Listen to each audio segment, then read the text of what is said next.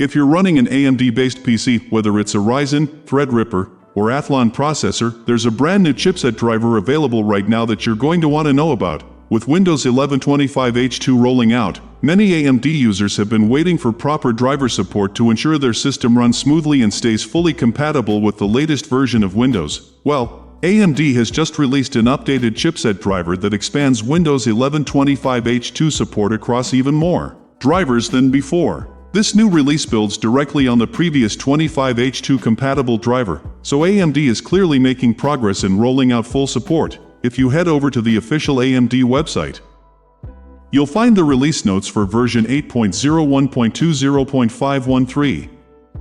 I'll drop the direct download link and the full changelog in the description below, so make sure to check that out. Now, let's quickly go over what's included in this release. The highlights are, a bug fix is included in this update. There's also an updated Install Shield software version.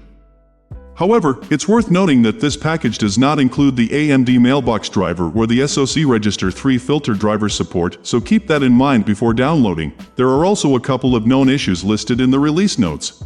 Now, the most important part, when you look at the package contents and supported drivers, you'll see that multiple drivers have received Windows 11 25H2 OS support in this update.